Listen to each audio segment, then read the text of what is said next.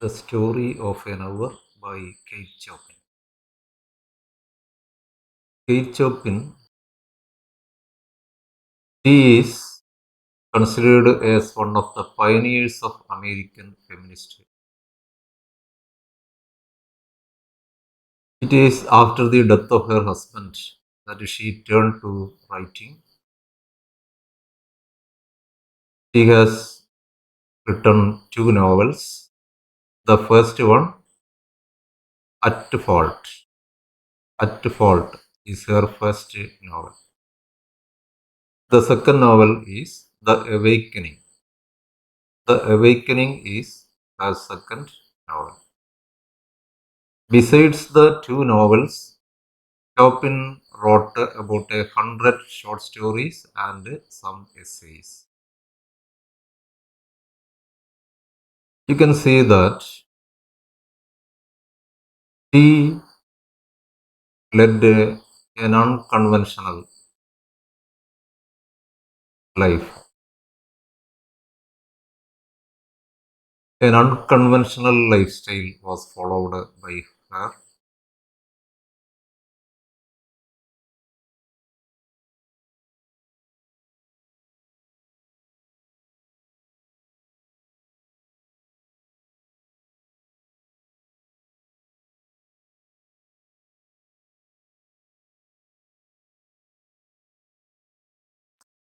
She smoked in public.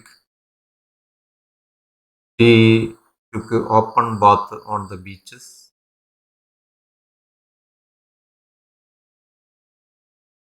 The Story of an Hour, originally published in Vogue magazine.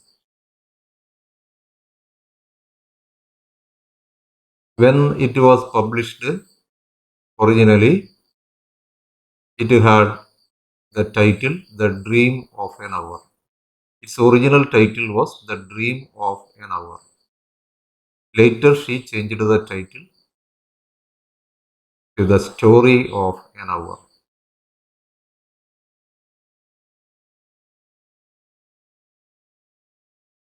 So, she was a feminist. Such were the themes of her novels: divorce, extramarital love, the repression of women in marriage. Such things were the themes of her novels. Now, the present day story, The Story of an Hour.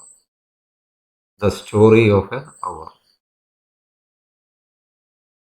When it was published for the first time in Vogue magazine, its title was The Dream of an Hour. The Dream of an Hour.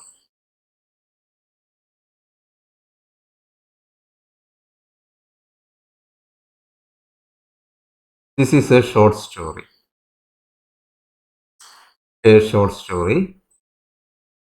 Knowing that Mrs. Mallard was afflicted with a heart trouble, great care was taken to break to her as gently as possible the news of her husband's death. Mrs. Mallard. Mrs. Mallard was afflicted with a heart trouble. She was a heart patient. Mrs. Mallard was a heart patient. So, the news of her husband's death was conveyed to her with great care.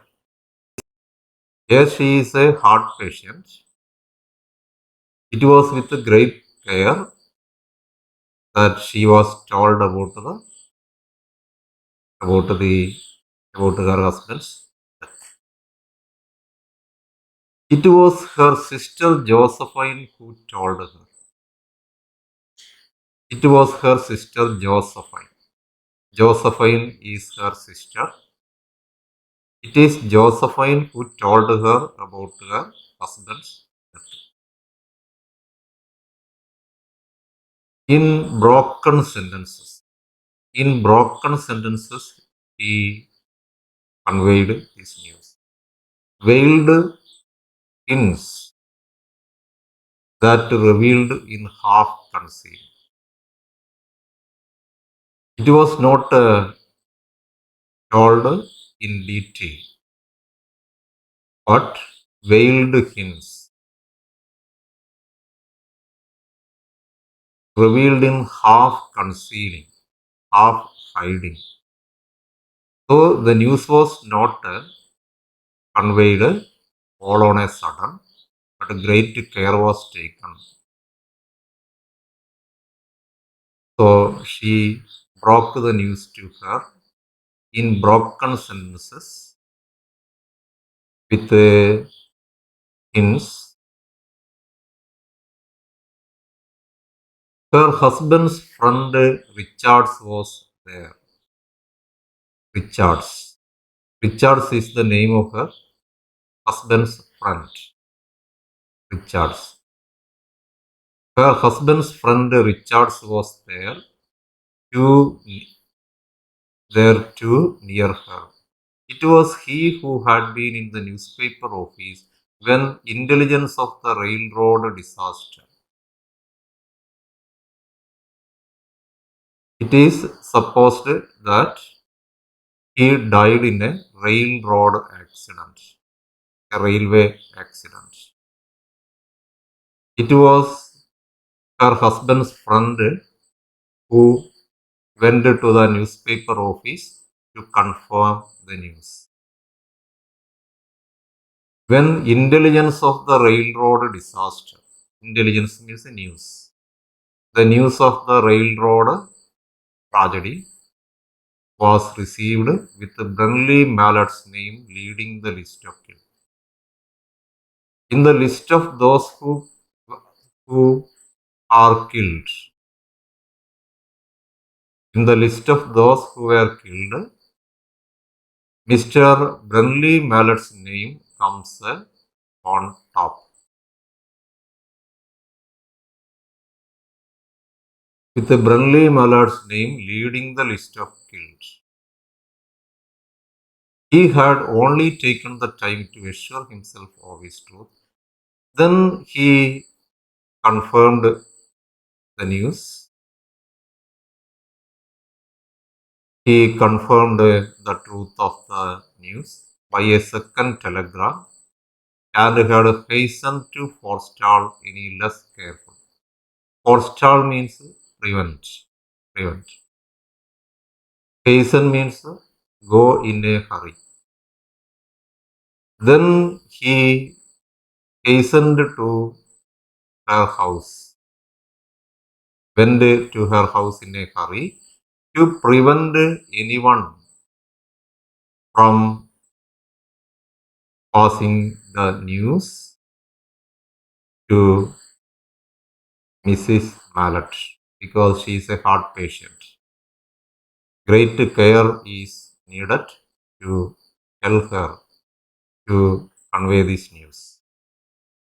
So her husband's friend Richards hastened to the house. Went to the house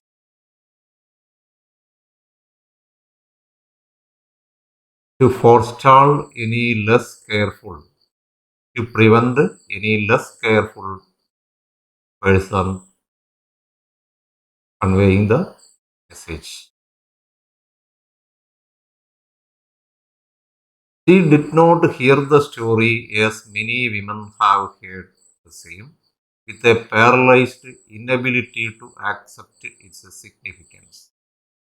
She wept at once with a sudden wild abandonment.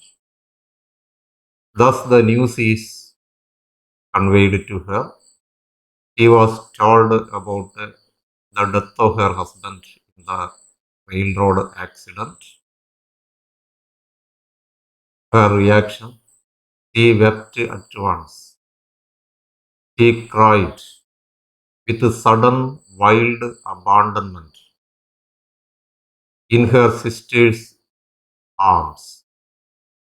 She fell into her sister's arms. When the storm of grief had spent itself, she went away to her room alone. When the storm of grief subsided, when the storm of grief had spent itself, she went away to her room alone. After some time, when she felt some relief from the grief, from the storm of grief, she went to her room alone. She would have no one follow her. She did not want anyone to follow her to her room. She went to her room alone. There stood, facing the open window, a comfortable, roomy armchair. In her room, there is a comfortable armchair facing the open window. Facing the open window, there is an armchair. She sank into the armchair, pressed down by physical exhaustion. Exhaustion means tiredness. Tiredness. She was physically tired. That haunted her body and seemed to reach into her soul. She felt tiredness, not only in her body but also in her soul. Both mentally and physically, she felt exhausted, tired. She could see in the open square before her house the tops of trees that were all aquiver with the new spring life. She looked through the window. She could see in the open square before her house the tops of trees that were all aquiver. Aquiver means trembling, trembling with the new spring life, trembling, vibrating, etc. So she is watching the tops of trees. Through the window, she is watching the tops of trees in front of her house. The tops of trees that were aquiver with the new spring life. The tops of trees are moving as if they are inspired by the new spring, by the spring season, with the new spring life. The delicious breath of rain was in the air. The smell of rain was in the air. The smell of rain was in the air. In the street below, a peddler was crying his wares. Peddler is a person who sells things from going from one place to another. Peddler. A man who sells goods going from one place to another. He could hear the voice of a peddler. A peddler was crying his wares. He is trying to sell his goods by calling out. The notes of a distant song which someone was singing reached her faintly. He also listened to a distant song somebody was singing. The notes of a distant song which someone was singing reached her faintly. And countless sparrows were twittering in the eaves. Many birds are twittering in the eaves. Twittering. Titter is the sound made by the birds. Countless sparrows are twittering in the eaves. He is watching all these through the window, staring. There were patches of blue sky showing here and there through the clouds that had met and piled one above the other in the west facing her window. In the sky, there are blue, patches of blue sky, patches of blue sky is seen here and there through the clouds. Through the clouds, patches of blue sky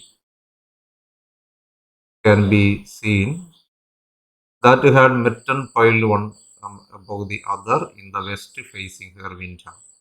She sat with her head thrown back upon the cushion of the chair, quite motionless, without any movement.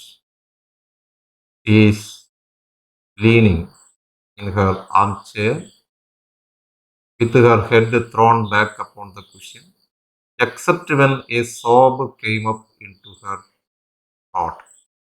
Occasionally, a cry, a sob came up into her throat and shook her as a child who has cried itself to sleep continues to sob in its dreams.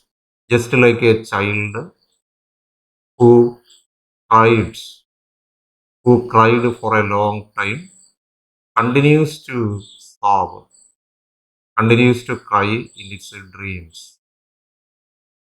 She was young, with a fair, calm face. She is a young lady. She is a young lady, fair, good looking, calm face, whose lines bespoke repression. The lines on her face showed that showed repression, showed repression, and even a certain strength. So there is a suggestion that she is not very happy in her marriage. In her marriage life, she does not seem to be very happy. The lines on her face showed it, repression, that she is, her feelings are repressed. She can't act as she likes. There is some control from her husband. But at the same time, these lines show a certain strength. But now there was a dull stare in her eyes, whose gaze was fixed away off yonder on one of those patches of blue sky. Now she is staring at the sky. Gaze also means stare. He is staring at the blue patches. It was not a glance of reflection, not a glance of thought, look of thought, but rather indicated a suspension of intelligent thought. There was something coming to her and she was waiting for it. Something is coming to her. She felt some change, something, something coming to her and she was waiting for it fearfully. What was it? She did not know. It was too subtle and elusive to name. What is it that comes to her? Some feeling. It is, it cannot be described. It is elusive. Elusive means mysterious, mysterious, difficult to understand. It is subtle. But she felt it creeping out of the sky. Something is coming to her from the sky, reaching toward her through the sounds, the sense, the color that filled the air. So something is coming to her from the sky. It is reaching toward her through the sounds, the sense, the color that filled the air. Now her bosom rose and fell tumultuously. Her bosom, her chest, rose and fell tumultuously, excitedly. He was beginning to recognize this thing that was approaching to possess her. He is beginning to recognize what that which is approaching to possess her. It possesses her, and she was striving to beat it back with her will. As powerless as her two white, slender hands would have been. She was powerless. So something is approaching her and possessing her. He can't resist. He feels powerless.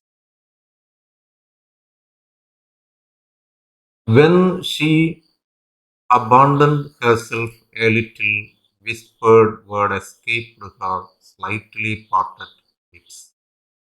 Now she is whispering some words. She is whispering. He whispered a word. A word escaped her slightly parted lips. She said it over and over under her breath. So she is whispering a word. What is that word? Free, free, free. Now I have become free. After the death of my husband, I have become free. That's what she thinks.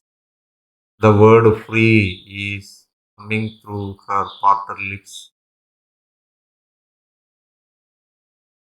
The vacant stare and the look of terror that had followed it went from her eyes. They stayed keen and bright. Her pulses beat fast. She felt very much excited at the thought that she is now free. There is no one to control her. She is not answerable to anyone.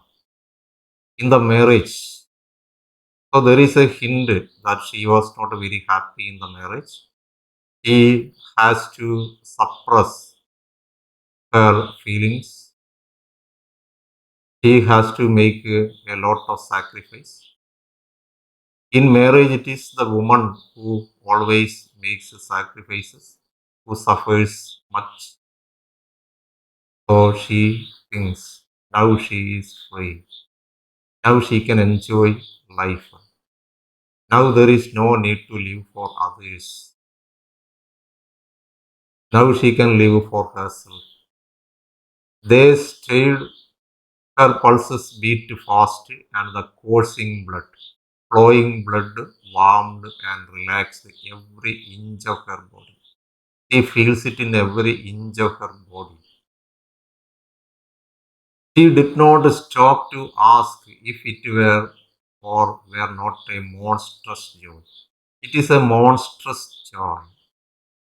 Monstrous joy. The figure of speech there is oxymoron when two opposite things are joined together. Monstrous joy. A monster is a giant. So she experienced a monstrous joy, a wicked joy that held her. A clear and exalted perception enabled her to dismiss the suggestion as trivial. She tried to dismiss the suggestion. Suggestion means a temptation. As trivial. Trivial means silly. She tried to dismiss it,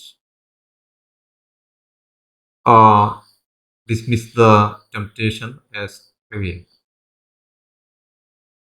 She knew that she would weep again when she saw the kind, tender hands folded in death.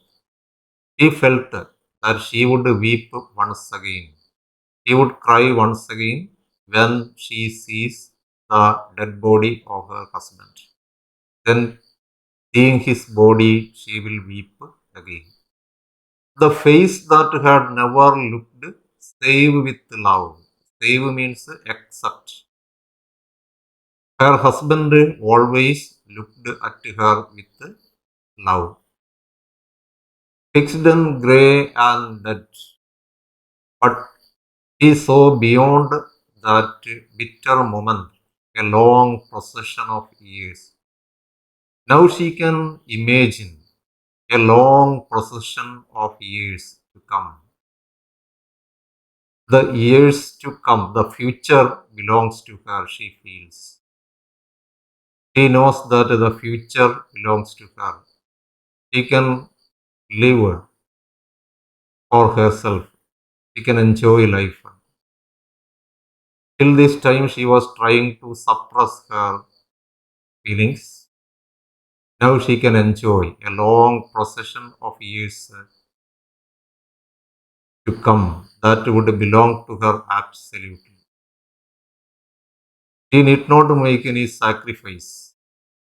Nobody is to control her after the death of her husband. And she opened and spread her arms out to them in welcome. She opened and spread her arms to welcome future. The future is hers. There would be no one to live for her during those coming years. In the coming years, in future, she will not have to live for anyone. She can live for herself. She need not satisfy anyone. She would live for herself. There would be no powerful will bending hers in that blind persistence with which men and women believe they have a right to impose a private will upon a fellow creature. In a marriage, what takes place in a marriage? It is the husband is trying to impose his wishes on the wife. They have a right to impose a private will upon a fellow creature. Men behave as if they have a right to impose their wishes on his wife. A kind intention or cruel intention make the act seem no less a crime as she looked upon it in that brief moment of illumination. Illumination means enlightenment. He felt enlightened. He has a feeling of enlightenment. A knowledge, a new knowledge is coming to her. And yet she had loved him sometimes. He also loved her husband sometimes. Often she had not. What did it matter? What could love, the unsolved mystery, count for in face of this possession of self-assertion which she suddenly recognized as the strongest impulse of her being? Now she is going to assert herself. Such things as love in marriage has no meaning. Now she is possessed with this need of self-assertion, which she suddenly recognized as the strongest impulse of her being. Free, body and soul free, she kept whispering. She kept whispering these words, free, body and soul free. Josephine was kneeling before the closed door with her lips to the keyhole. Josephine, her sister, she is in great tension when her sister went to her room. Josephine now comes and kneels before the closed door with her lips to the keyhole, imploring for admission. Imploring means begging. requesting admission to let her in. He is requesting, begging. Louis, open the door. I beg, open the door. You will make yourself ill. Don't sit in your room. You will make yourself ill with this grief. What are you doing, Louis? For heaven's sake, open the door. Go away. I am not making myself ill. No. He was drinking in a very elixir of life through that open window. He is staring through the open window. He is drinking in a very elixir of life. Elixir is the food of gods. Amrut. He is drinking elixir of life through that open window. So she wants to enjoy that moment that she has got freedom from her husband. Her fancy was running riot. Her imagination is running wild. Along those days ahead of her, she is thinking of the years to come, the future, when she can go as she likes. She can go anywhere as she likes without anybody's control. She will not have to please anyone. Spring days and summer days and all sorts of days that would be her own. Spring days, summer days, and all sort of days are now her own. She breathed a quick prayer that life might be long. Now she prays for a long life. Now she prays for a long life. It was only yesterday she had thought with a shudder that life might be long. Even yesterday he cursed her life. Even yesterday she cursed her life. She wanted that life to end. But now she prays for a long life. She arose at length and opened the door to her sister's importunities. Importunities means requests. Requests. At last, she yields to her sister. She opens the door. There was a feverish triumph in her eyes. There was an expression of triumph, victory in her eyes. And she carried herself unwittingly like a goddess of victory. He felt proud, like a goddess of victory. She is moving. She clasped her sister's waist and together they descended the stairs. Now they are coming downstairs. Richards stood waiting for them at the bottom. Someone was opening the front door with a latch key. At this time, somebody entered the room, opening the door with a latch key. It was Brunley Mallard who entered. It was none other than her husband who is supposed to be dead. Actually, he was not dead. He is coming back. It was Brunley Mallard who entered, a little travel stained. He was tired of travel, a little shabby, composedly carrying his gripsack. Composedly means calmly, carrying his gripsack and an umbrella. He is standing there. He had been far from the scene of accident and did not even know there had been one.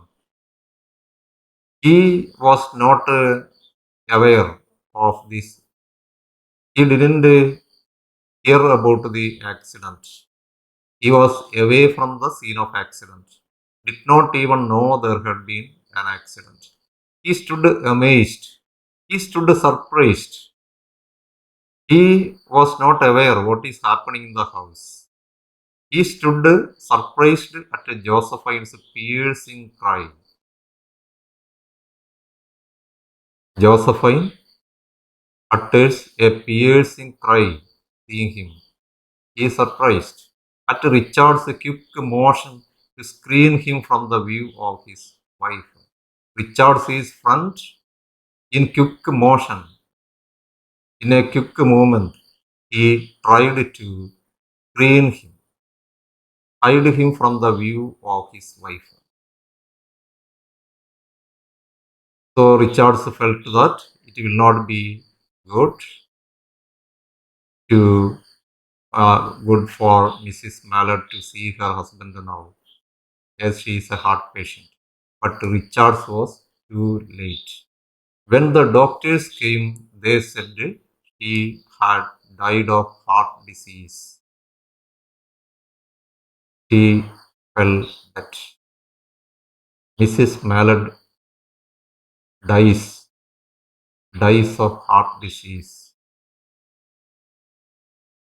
The doctors came and they said she had died of heart disease, of joy that kills. It is the excessive joy seeing her husband, seeing her husband who was supposed dead. When she saw her husband, he couldn't stand, she couldn't bear that excessive joy which killed her. That's what the doctors. Okay, thank you.